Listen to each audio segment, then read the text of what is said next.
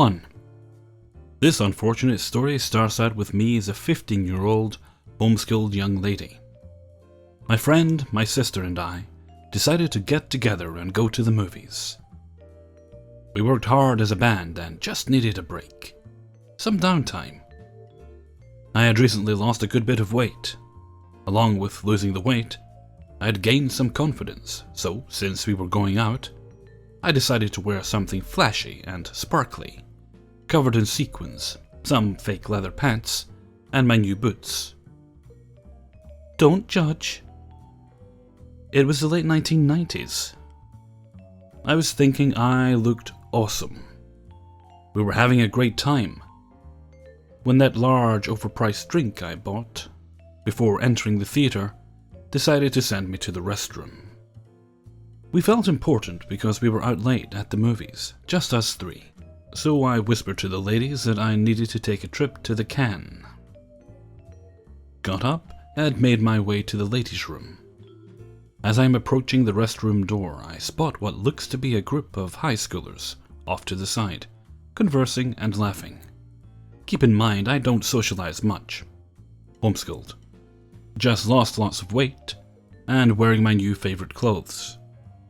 I decided to straighten my shirt and walk like a boss, strutting my stuff while keeping them in my peripheral vision, hoping to impress the hell out of them.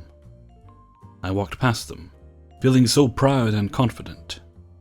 I get right in front of the restroom door, and this is the beautiful tidbit you were waiting for.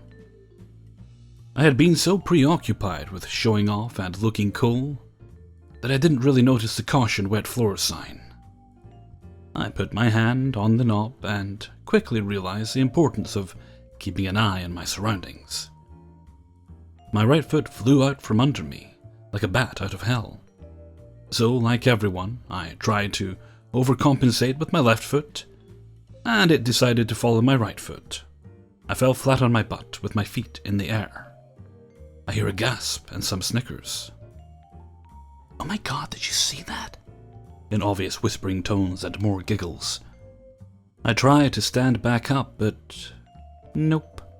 Slid back down onto the floor. At this point, I couldn't really get anywhere.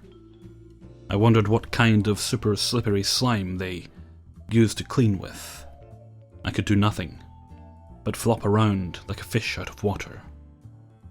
Finally, I made my way to my knees, pulled down the handle to the bathroom and slithered in, attempting to just get out of view of these laughing teens.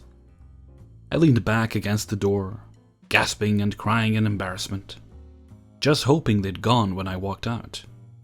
I stayed in there for a long time, missing a majority of the movie. Finally, I walked back to the theater and took my seat. My friend and my sister asked me where I went. All I could say was, "I'll tell you later." 2. I had just turned 18 years old and had been having a difficult time in life. I had a pretty new diagnosis of a heart condition. My boyfriend had just dumped me. I spilled boiling water all over myself, causing first and second degree burns over most of my upper body, and a few other unfortunate things had happened in my life. Depression was really taking hold. My dad had traveled for work for most of my life. I have 3 older siblings, who had already grown up and moved out. My mother decided to travel with my dad this time, seeing as how all the kids were grown. However, noticing the terrible depression in me, she informed me that I would be going too. I didn't want to at first, but changed my mind, mainly because Mama wasn't backing down. She wanted to keep me in her sight. When I found out where we were going, I was on top of the world. Folly Beach, South Carolina. An apartment on the beach.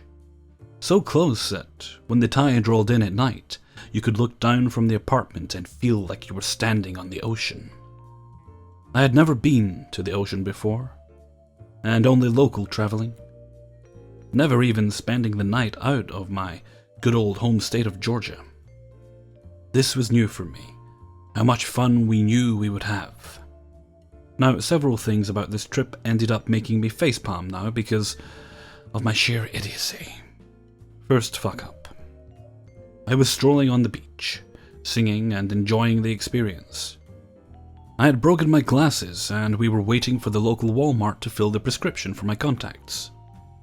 Meanwhile, I can't see too well, so I was walking along enjoying the air when I looked down and saw a beautiful coloration in the sand. I'm instantly captivated by this object with swirly colors and reached down to pick it up. I was a little confused when my finger went straight through the mushy colors, when I thought it was a gorgeous seashell.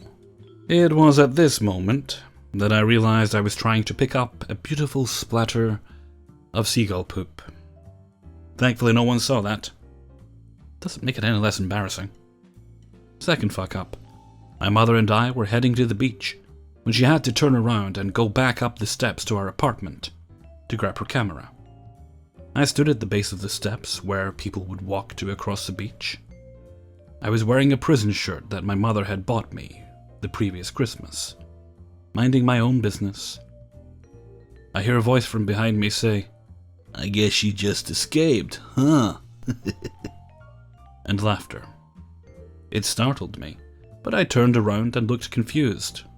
"Your shirt," said this really cute surfer heading to the beach.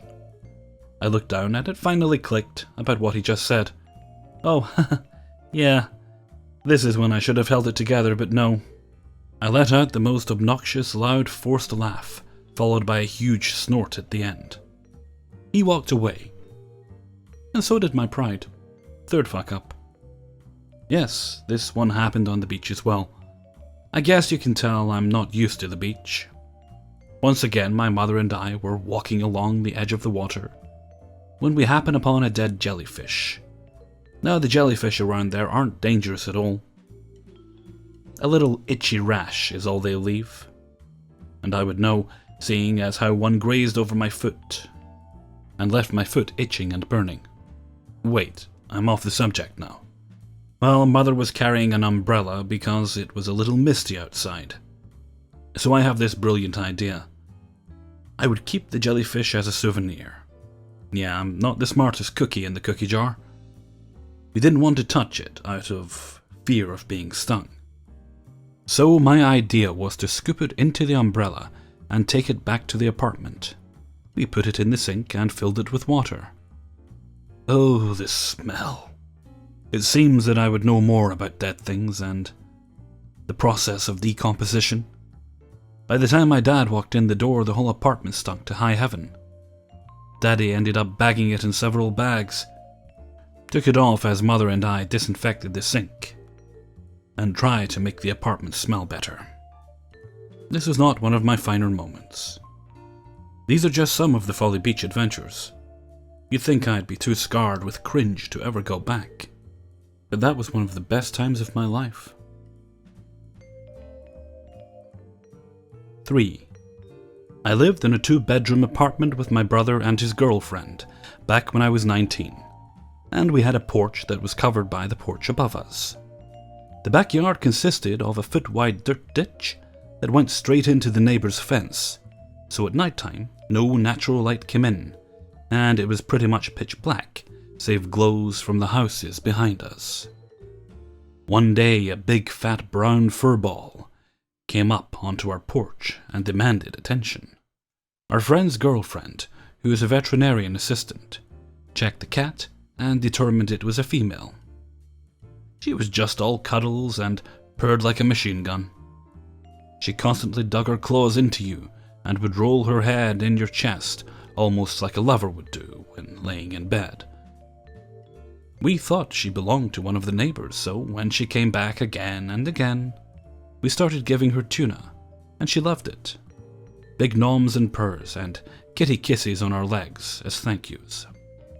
I was reading Confederacy of Dunces when she jumped up onto my lap one day and I said, "You're just a Dunces kitten poop machine, aren't you? Are you a Dunces onesies munchies lunches? Who has kitty kisses meow meows with a widow bidow Dunces?" My brother's girlfriend said her name is now Dunces. So I was 19 and just recently discovering the thrills of partying, having had trouble getting into a scene in high school. I wasn't very popular, so my nights were spent smoking pot alone in my room and playing guitar. When I moved in with my brother and his girlfriend, I met some friends who threw parties almost every time they had a day off. After attending one of these parties, I came home thoroughly intoxicated off of weed and liquor. I was messed up to the point where I didn't care what I said to people, was seeing things in a whole new way, and could only see things in increments of 5 minutes before I forgot where I was or what I was doing. As I came into the apartment, all the lights were off and I immediately began tripping over objects till I knew I was in the kitchen. I was determined to fill my belly with delicious food to keep from throwing up, burning shots of Southern Comfort and vodka with 7-Up. I finally found my way to the fridge and opened it up. Oh, how glorious it was. I was admiring all this food that looked like some grade A porn at the moment because I had the munchies that would have made Gandhi eat during a hunger strike. This is when I looked down and saw the shadow of Dunces on the porch. And I heard the scraping of her tuna cans being pushed around. Dunces, Dunces, Dunces. Doo-da doopy poo. I began singing as I opened a new can of tuna from the cupboard. I threw the sliding glass door open and set down the can of tuna. My intoxication told me that Dunces needed to be smothered in lovin' and kisses before she was allowed to eat. So I confidently, as you do when you're drunk and high, slid my left arm under her forelegs and put my right arm on top of her, ready to hoist her up. But she had no fur. Before I realized this, I had her about 2 feet off the ground when she began writhing and screeching at me violently, and I dropped her to the ground. Ah, shit, what the fuck? I stepped back inside and turned on the porch light to see the possum I just picked up and nearly smothered with kisses. It didn't care what just happened, because it began eating the tuna I just put out. So I got a broom and swatted at it to shoo away, and it actually swatted back at the broom and got bitey with me. So I had to actually push it off the porch and hit its back to get it to finally go away. I pulled the cans of tuna back in and began to wash my hands in boiling hot water. That could have been a whole lot worse. 4. For some people, this wouldn't be a big deal, but for me, because I am only 13, and I have an overprotective dad, it was pretty embarrassing for me. So for some background, me and this girl had officially became a couple about 4 months back. To be completely honest, I still don't know how I managed to make her my girl, since she is like the prettiest goddamn thing on this planet, and I'm such a lazy couch potato. No, I do consider myself mildly good looking. So we had been going strong for some time when this thing happened. Fast forward to about 1 week ago. I asked her to come over to my house and study, with about 5 other friends, for a big science test coming up. I got 100% on the test, by the way. So she came over, and about 3 of my friends were able to make it. We studied for a good 2 hours, and then my 3 friends were picked up at the same time because they were carpooling. This left me and my girlfriend. Fast forward about 10 minutes. We were just sitting there, listening to some music, her hand in mine. She then gave me this look. I knew what the look meant. She wanted a kiss. This would be my 3rd kiss. So, long story short, one short kiss turned into about 10 minutes of making out. By this point, we had moved over to my bed, just making out, no harm there, right? Side note, by the way, I would never consider having sex with someone at this young age. So don't think what I think you're thinking. Anyways, a few minutes later, we had moved onto my bed. My dad walked in. I heard the door open. I saw his face as he walked in. The first thoughts in my head were, holy shit, I am fucked. He just looked at me and my girlfriend, backed away, shut the door, and I heard him walk down the hallway. We immediately stopped, got up, and I swear my face was as red as a tomato. I went outside of my room to find a very surprised Dad sitting on the floor. This was embarrassing moment number 1 of 3. Number 2, my dad took me into his bathroom and gave me some condoms and said, "Son, I was going to wait another year before I gave you these, but I think you need them now." Embarrassing moment number 3, I realized that my girlfriend was listening to the entire thing. Thanks for listening to this story. Sorry if it's a bit too much, if you know what I mean, but I thought some people might be able to get a good laugh out of it. Me and my girl are still together, and she gets a good laugh out of it. I don't.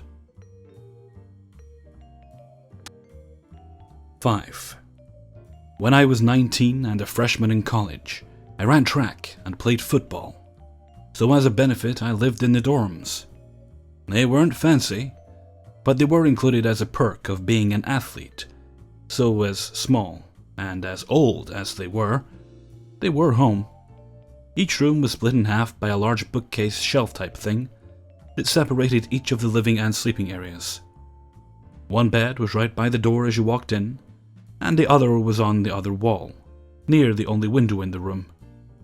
This will be important later. One afternoon in the Student Union building, I was sitting with my fraternity brothers and a few other friends when an absolutely gorgeous girl came over and started talking to one of them. Let's call her Jay. I was instantly attracted to this girl.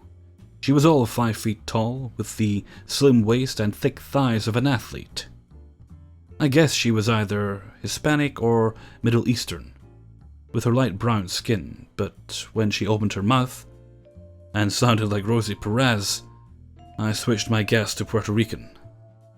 About 5 minutes into the conversation, she mentioned she was hungry. I told her I was about to go eat lunch and asked her if she would like to join me. Long story short, she said yes. We started hanging out, and within 24 hours, we were sleeping together. Sex with her was amazing. She was short, as I mentioned before, and very flexible. She taught me a lot of things, which I chalked up to her being an older woman. She was 20, after all. Things continued like this for a month or so, and I thought things were great. We would go to class in the morning, and at lunchtime we would meet for lunch, and then go back to her room for an afternoon delight. One day, a Monday, Jay did not appear at the Union at her usual time. I called her, but her phone went to the answering machine. This was in 1994, when these were still a thing. I went to lunch by myself, and called her again as I was heading back to class just in case. Jay answered, but sounded like she had been gargling whiskey and actual rocks. She said she had gotten a cold this past weekend, and it had rained at the rugby tournament that she had gone to with some of our mutual friends. I told her I hoped she felt better, and told her to get some rest. Here's where things get interesting. The dorms we lived in didn't allow cooking in the rooms. There was a common kitchen on every floor which could be used by everyone. I went to the corner store, bought a few items with my close to maxed out credit card, and used the kitchen on her floor to make her some homemade chicken soup and grilled cheese sandwiches. I put a get well soon card and a single rose in a vase on a tray, and proceeded to go to her room and knock on her door. There was no response at first, then I heard movement, and finally, after what felt like an eternity, she opened the door. She was wearing her bathrobe and a pair of sunglasses, even though the blinds were drawn on the only window in the place. I also noticed a man on her futon right by the door. Me, who's that? Her. That's Brian, you've met him. He's on the rugby team. We partied too hard after the win, and the weather was bad, so I told him he could crash here. Me. Okay. Brian rolls over, mumbles a hello, and turns back over. Me. Well, I know you weren't feeling well, so here I made you this. Jay. Thank you, that's very sweet. Brian sits up, says he has to go, and thanks her for letting him crash on the futon. Grabs his bag of rugby gear and makes a quick exit. I left shortly thereafter, as Jay made it very obvious that she needed sleep. I forgot all about this just a few days later, when we were back on schedule. Every M, W, and F was back in effect. Lunch, amazing sex. See you tonight, I love you. Typical dumb guy in what I thought was love. Cut to maybe a month later. We had just finished some mind-blowing coitus. We were laying there, breathing, heavy and sweaty. Enjoying that post-sex glow, where you feel like a god. There is a knock at the door. Jay jumps up, runs naked to the other side of the room, and looks through the peephole. She throws on her bathrobe, and whisper yells to me. "It's Brian. Lay on the futon. Pretend like you're asleep." Hey everyone, Hellfreezer here, and thank you very much for listening to 5 True Embarrassing Stories, episode 12. And I can't believe we're at Saturday yet again so quickly. I swear to God, the older I get, the faster time moves. Either that or somebody's messing with time. Probably the first thing, most likely. Well, this week's TIFU was an accidental subscriber video. Well, almost. I think one of them was from the TIFU subreddit, and the rest of them were actually sent in by subscribers. So thank you very much to everyone who sent them in, and to the kind person who gave me permission to use their story from Reddit. And that gives me a start on next week's video as well, because I've currently got one, quite a long one, that I thankfully managed to save before it was deleted, so that will be in next Saturday's TIFU. I'm going to try my hardest to get one up, and I think that'll bring us to a close for now. New video up tomorrow, of course. So until next time, thank you very much for listening, and take very good care of yourselves.